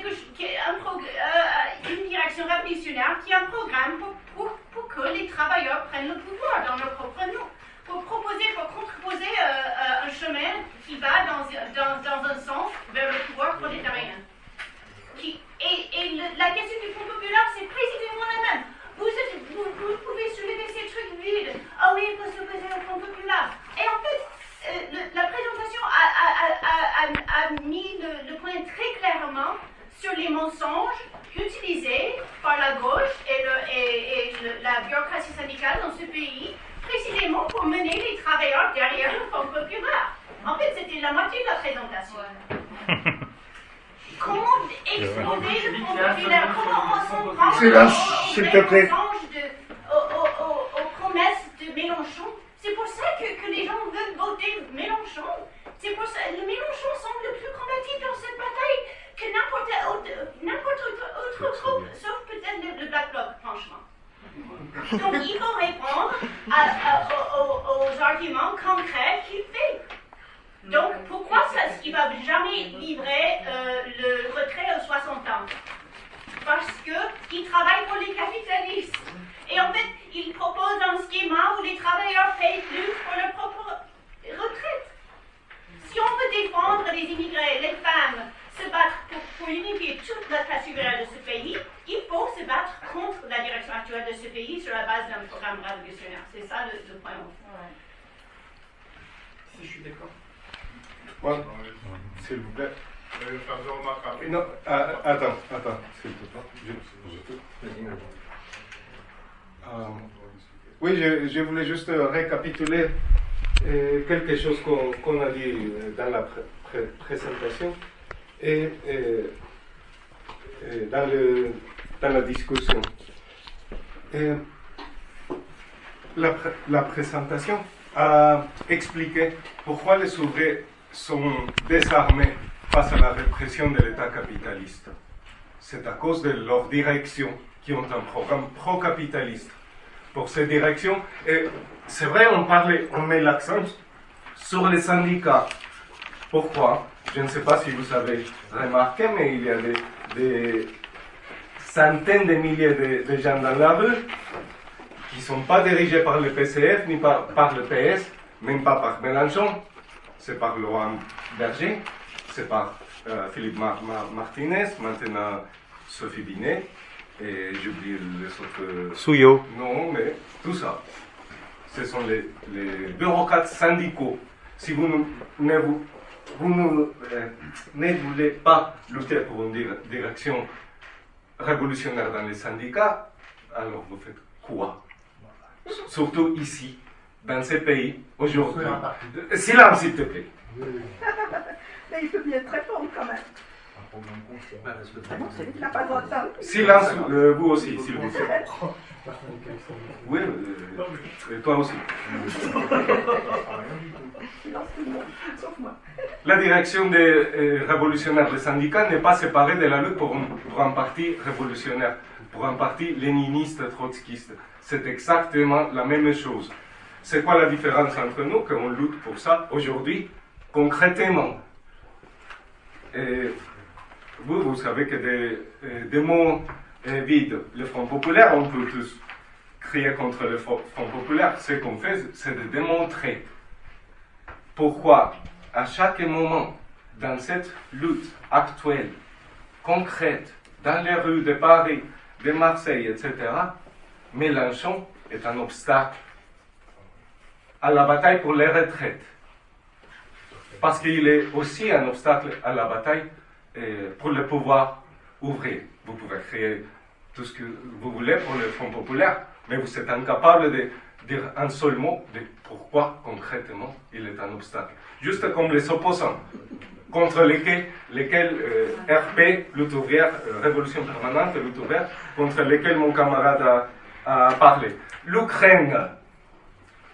Et là où nous mettons en avant une issue révolutionnaire, c'est-à-dire que les travailleurs ukrainiens et russes devraient retourner les fusils contre leurs propres dirigeants, ce qui ouvrirait la voie à la révolution partout en Europe, à commencer par la France.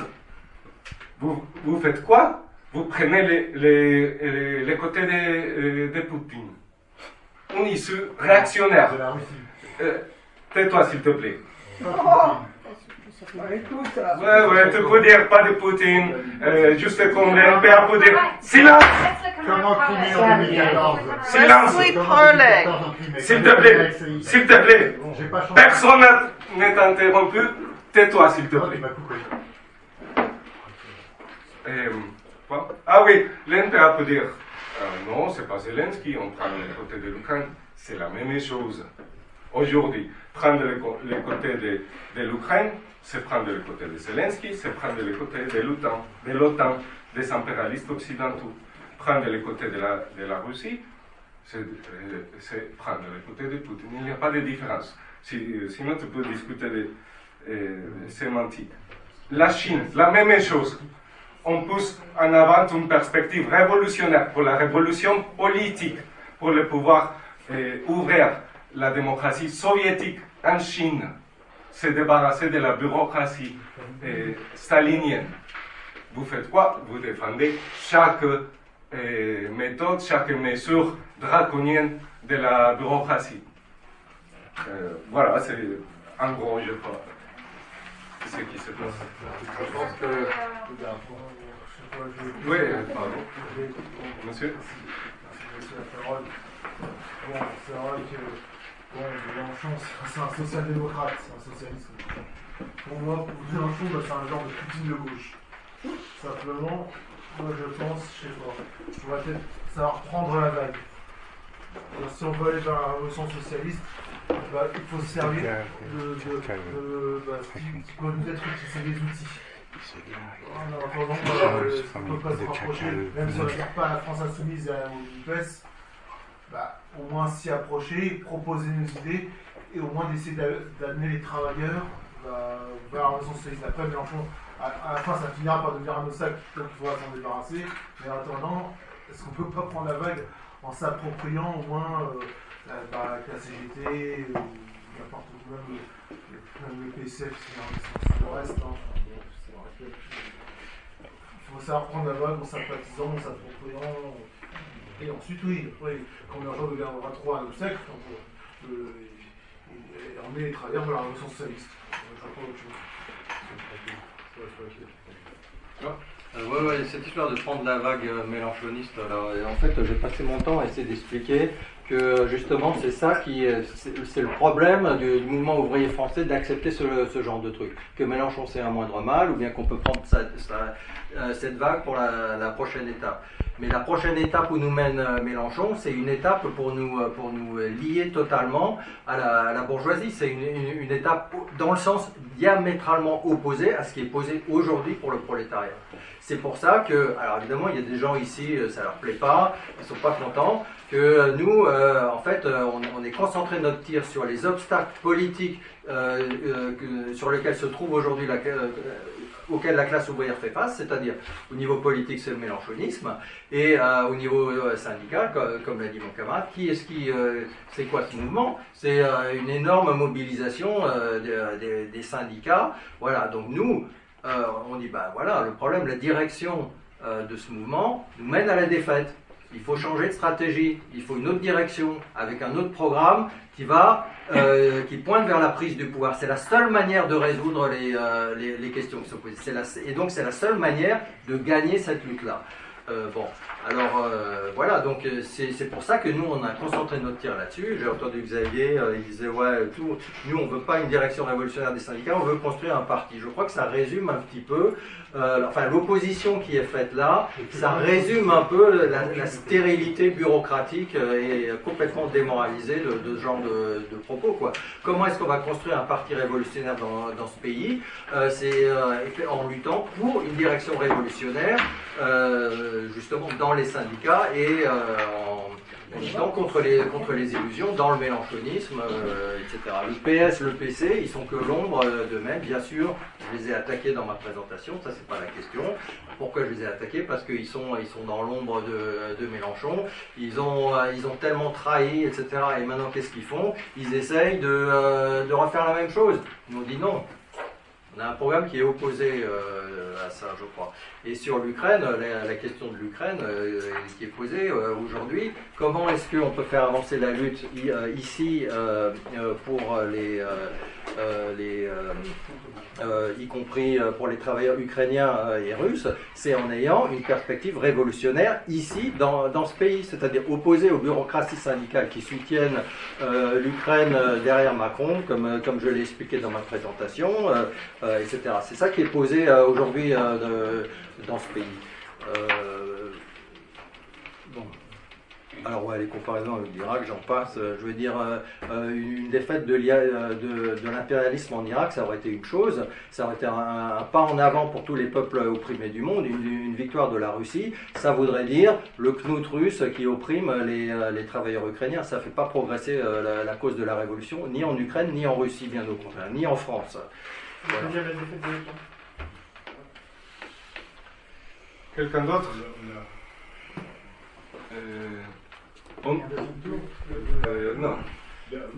Non, je crois qu'on peut peut-être finir.